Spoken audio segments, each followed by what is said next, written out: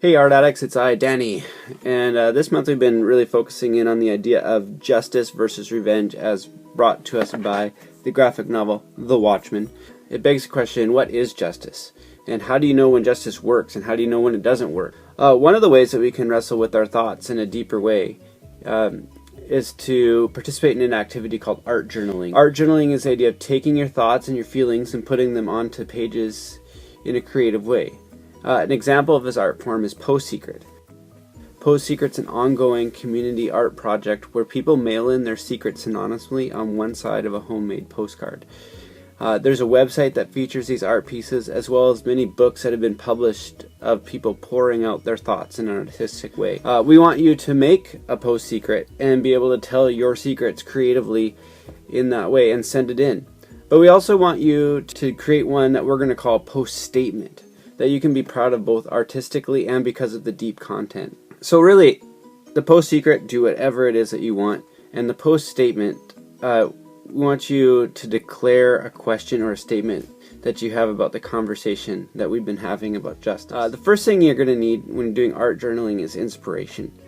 In this case, we're helping out by giving you the theme to work on, this idea of justice versus revenge. Secondly, because this is a visual and artistic expression, we need to find an inspiring image that communicates what we're thinking.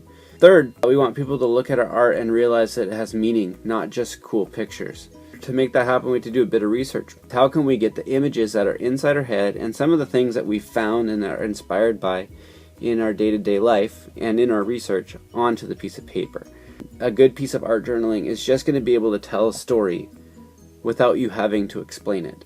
Here's a few ideas, get you started, and then you can just experiment with it, try out a few things, maybe you use them, maybe you don't, for when we actually do the project next week.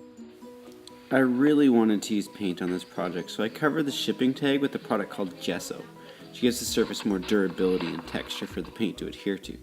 As it dried, I cut out a picture of a lamppost that I wanted to help communicate my idea about justice. Then I started to attack the surface area with different paints, applying it with a baby wipe rather than a brush. Doing this creates various thicknesses and patterns that the brush never could.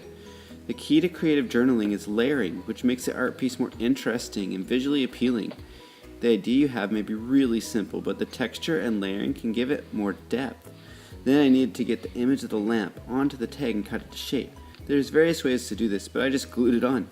This way I didn't have to draw a thing or get into any complicated image transfer methods. This project is about gesso, paint, glue, and a picture I printed off Google image search. After it was to my liking and dry, I wanted a surface lighter area for my writing to show up, so I added just a thin layer of yellow paint.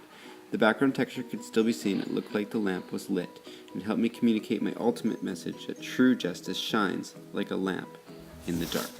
In this technique, I used a wood stain to make the tag look aged and worn. Pick it up and brush both sides off if you want it to have an even finish, and dry it upright.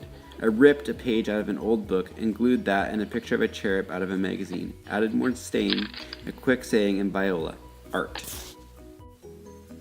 I wanted to try transferring an image of a light bulb I found on the magazine right onto the shipping tag. So using a thick layer of gesso, I soaked the tag, and then I covered the image that I had out of the magazine with water and laid it on the wet gesso. It creates a bond so that when it dries, the image will remain when you rip the paper off. Rub out all the air bubbles for the best results.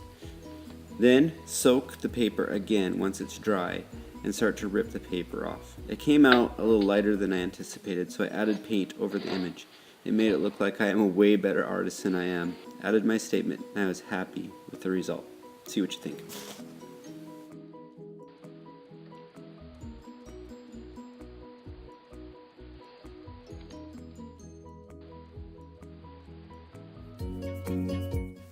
You don't have to use paint either. Grab a stencil, some highlighters, anything to add that creative layering technique. Here I took some clear gel medium to try another image transfer technique. Didn't come out exactly as I wanted, but it's kind of cool.